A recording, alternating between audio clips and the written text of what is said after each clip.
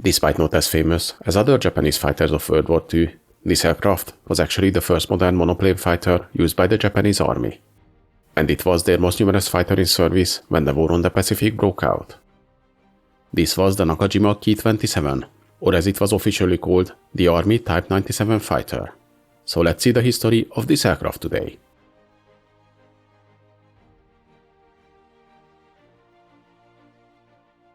The Japanese military fought in numerous conflicts during the 1920s and 1930s, and as a result, they were constantly trying to modernize their equipment.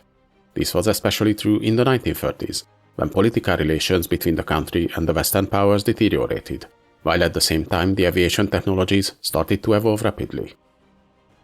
The roots of the Nakajima Ki-27 lead back to 1934, when the Army held a competition to replace the aging Kawasaki KDA-5 biplanes.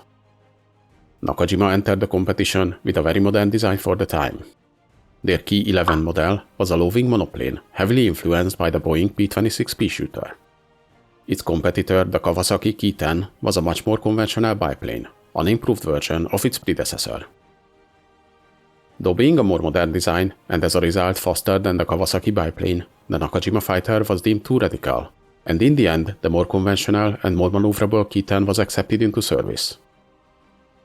Nakajima, though it lost the competition, was convinced that modern, more advanced monoplanes will be the key to success, and continued their development as a private venture, which at first led to the Ki-12 model, which was designed in cooperation with engineers from the French WWII company, and though it was based on the Ki-11, it featured the latest technologies, including a liquid-cooled Hispano-Suiza engine, retractable undercarriage, and slotted flaps.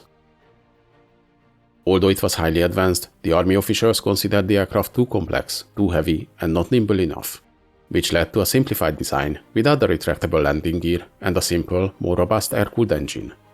This was the Nakajima Type PE. Meanwhile, in 1935, just when the Kawasaki Ki-10 was entering service, already a new competition was announced to find its successor, and the Army turned to Mitsubishi, Kawasaki, and Nakajima for new designs, now requesting an advanced monoplane fighter.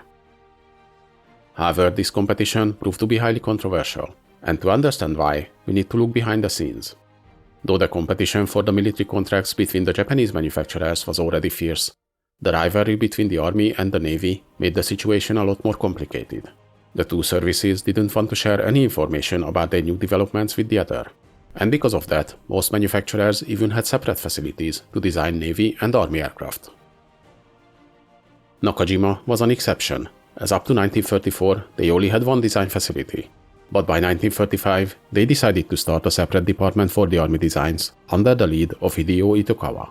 This was the facility which worked on the Ki-12 and the PE models.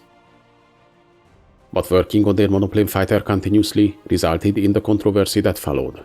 Their design entered for the 1935 competition, the Nakajima Ki-27, was based on the earlier PE type, resulting in the other two companies complaining that Nakajima must have knowledge about the competition before it was announced. Whether this was true or just a lucky coincidence that they continued to work on their monoplane fighter, we don't know. But either way, it gave them an advantage, and their design was in a more advanced stage than its rivals, the Kawasaki Ki-28 and the Mitsubishi Ki-33. The Nakajima PE first flew in July 1936, and it provided valuable data used on the Ki-27 model, which made its maiden flight in October. By December, the type was further modified. It received longer wings to improve maneuverability and an enclosed cockpit with a sliding canopy. Though the Mitsubishi and Kawasaki fighters arrived only a bit after the Nakajima design, the Mitsubishi Ki-33 in August and the Kawasaki Ki-28 in November, but the early flight test with the PE model allowed Nakajima to improve their design, while their competitors were less refined. By January 1937, all the models were transported to Tachikawa for the Army trials. During this year, in the comparison flights, the Mitsubishi and Kawasaki designs demonstrated higher top speeds, reaching 474 and 485 km an hour, compared to the Ki-27's 468 km an hour. But the Nakajima design proved to be more maneuverable than its rivals. In the end, this was the decisive factor, as the Army already ordered 10 pre-production Ki-27 models during testing, which were all delivered before the end of 1937.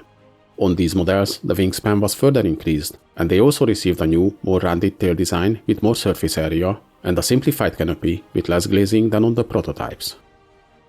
Finally, in December 1937, the Army authorized the production of the Nakajima design as Army Type 97 fighter, which now also featured the stronger Nakajima HA-1B engine. Losing the competition, of course, angered Kawasaki and Mitsubishi, and as a result of their lobbying against the outcome, this was the last open competition for Japanese Army Air Force orders. But their lobbying actually backfired, as a few years later, the assignment to design the successor of the Ki-27 fighters was given to Nakajima directly based on the good performance of that aircraft. If you're interested in the successor of this fighter, check out my video about the Nakajima Ki-43 Hayabusa as well. Though the first Nakajima Ki-27 production models were delivered in March 1938, its development didn't stop then. So let's take a look at the plane's variants now.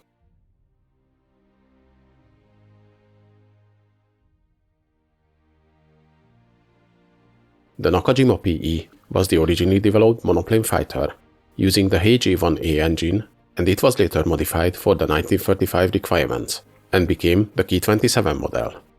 This variant featured larger wingspan than the PE type and a sliding canopy, but in most features it was similar to its predecessor. The second Ki-27 prototype featured further extended wings and was the base for the 10 pre-production units. The Ki-27A was the initial production variant, using the 780 horsepower HA-1B engine and a more conventional canopy than on the prototypes. Its successor, the Ki-27B, featured a revised canopy with more glazing on the back, modified engine cowlings and oil coolers, and it had the ability to carry 4 25 kg bombs or 2 drop tanks. The Manchu K-79 was a trainer model based on the Ki-27, which was built both in 1- or 2-seater variants. The Thai Air Force also operated Ki-27 fighters in World War II with the designation BKH-12.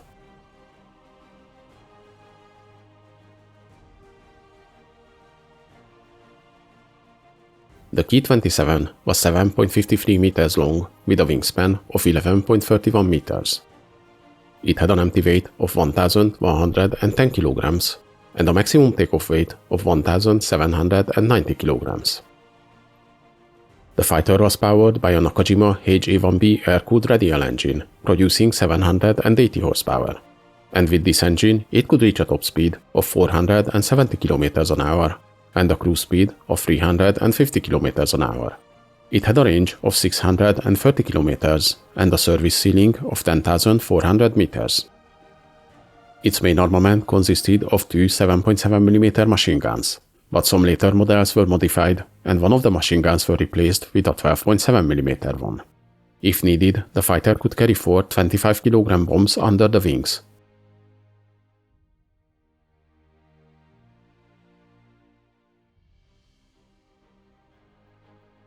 The Ki-27 entered service in late 1937 and became the primary fighter of the Japanese Army. Shortly after the first production models arrived to the units, they already flew combat missions over China in early 1938, where the new fighter showed its capabilities against the Chinese aircraft and ensured Japanese air superiority. They also fought the Soviet forces in 1939 during the Battle of Khalkhin-Gol, where the Japanese plane proved to be a worthy adversary to the Polikarpov I-15 and even the newer I-16 fighters. After the introduction of the upgraded I-16 fighters, however, which were faster, more heavily armed and armored, the losses of the Japanese forces started to mount. The better training of the Japanese pilots, however, still gave them an advantage against the Soviet forces. If you'd like to know more about the Polikarpov I-16 fighters, I have already made a video about that type as well. Check it out. When the War on the Pacific broke out, these models were the most numerous fighters in the Japanese Army, and they served in many roles, used as air superiority fighters and bomber escorts over Malaya, Burma, and the Philippines.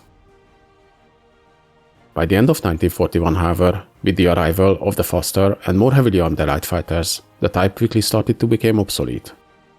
But by this time, its successor, the Ki-43 Hayabusa, already entered service and started to take over the frontline duties from the Ki-27. The older models were mainly allocated to the defense of the Japanese home islands, and many of them were transferred to flight schools and served as trainers. but some of them returned to service in the final months of the conflict, mainly as kamikaze planes, when the lack of flyable planes forced the Japanese to use every aircraft available.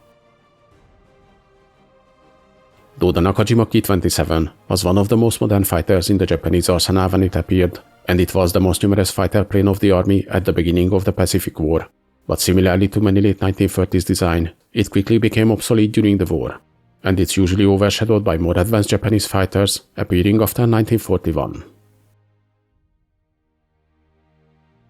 Hope you guys enjoyed this video. Please leave a like, subscribe to my channel, and in the comments let me know if there's any interesting events or vehicles you'd like to see.